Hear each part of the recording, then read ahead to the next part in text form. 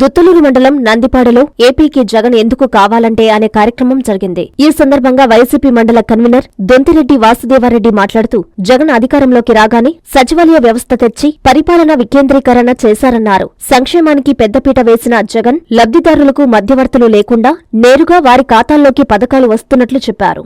SC, ST, BC సాధికారత సాధించినట్లు చెప్పారు. అనంతరం నాయకులతో నందిపాడు బస్టాండు కూడలిలో వైసీపీ పార్టీ జెండా ఆవిష్కరించారు. ఈ కార్యక్రమంలో నందిపాడు సొసైటీ అధ్యక్షులు మండ్ల శ్రీనివాసులు, జేసీఎస్ కన్వీనర్ అన్నపురెడ్డి వెంకటేశ్వరరెడ్డి, సచివాలయం convener Venkateswarlu, MPTC Estheramma, social media convener Chundi Chaitanya Reddy, నాయకులు, వాలంటీర్లు పాల్గొన్నారు. గత ప్రభుత్వంలో 2014లో చంద్రబాబు నాయుడు గారు తెలుగుదేశం ప్రభుత్వంలో ముఖ్యమంత్రి అయినప్పుడు ఏ హామీలు చెప్పి అధికారం చేపట్టాడో అదేవిధంగా 2019లో మన ముఖ్యమంత్రి గారు జగన్మోహన్ రెడ్డి గారు ఏ హామీలు ఇచ్చి అధికారంలోకి వచ్చారో అప్పటికి ఇప్పటికి తేడా ఏంది?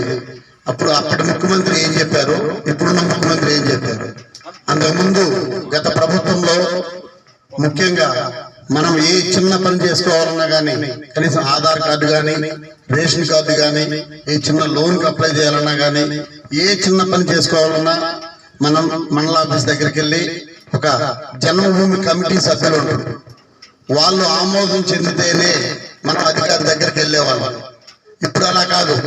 2019లో జగన్మోహన్ రెడ్డి గారు వచ్చిన తర్వాత మనకు మధ్యలో ఎవరు లేరు. నేరుగా ప్రజలకు ప్రభుత్వానికి మధ్యలో సచివాలయ వ్యవస్థ తీసుకొని వచ్చారు.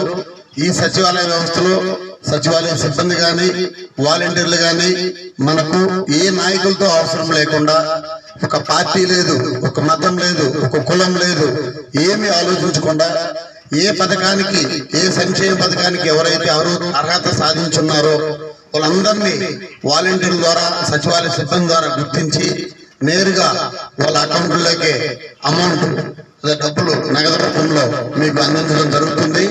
ముఖ్యంగా మన నందిపాడు సచివాలయ పరిధిలో మొత్తము 3581 మంది లబ్ధిదారులు ఉన్నారు. ప్రత్యక్షంగా గాని పరోక్షంగా గాని 16 కోట్ల పైచిలకు అమౌంట్ అందరికీ ఇక్కడ ఉన్న ప్రజలందరికీ చేరింది. అది కాకుండా సంక్షేమం కాకుండా అభివృద్ధి కానీ మన సచివాలయ పరిధిలో దాదాపుగా 5 కోట్ల రూపాయల అభివృద్ధి పనులు ఇక్కడ జరిగాయి ఈ 4.5 సంవత్సరంలో. అందుకని మనం నెక్స్ట్ మళ్ళా కానీ మనం జగనన్నే సీఎం చేసుకోవాలంటే ఖచ్చితంగా మీరందరూ మళ్ళా వైఎస్ఆర్సీపీకి ఫ్యాన్ గుర్తుకి ఓటేయాలి.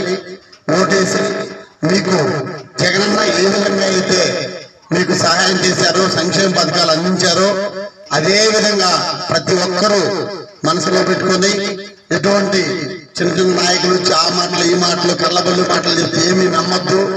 ఖచ్చితంగా ఫ్యాన్ గుర్తుకు ఓటేసి వైఎస్ఆర్సీపీని 2024లో గెలిపించి అలా జగన్మోహన్ రెడ్డిని ముఖ్యమంత్రి చేసుకోవాలని కోరుకుంటూ స్వాగత శుభాకాంక్షలు. దశాబ్దాల మత్స్యకారుల కళ సాకారం చేసేందుకు పులికాట్ సరస్సు ముఖద్వారాల పూడికతీత పనులకు శంకుస్థాపన మరియు సూలూరుపేట నియోజకవర్గ ప్రజల చిరకాల వాంఛ కాళకీ నదిపై బ్రిడ్జి నిర్మాణమునకు శంకుస్థాపన చేయు కార్యక్రమానికి నవంబర్ 21 మంగళవారం విచ్చేయిచున్న మన ప్రియతమ ముఖ్యమంత్రి వర్యులు శ్రీ వైఎస్ జగన్మోహన్ రెడ్డి గారికి స్వాగతం సుస్వాగతం. మత్స్యకార సోదర సోదరీమణులు, ప్రజలు, వైఎస్ఆర్సీపీ నాయకులు, కార్యకర్తలు ఈ కార్యక్రమానికి తరలివచ్చి జయప్రదం చేయ ప్రార్థన. ఇట్లు మీ కిలివేటి సంజీవయ్య, శాసనసభ్యులు, సూలూరుపేట.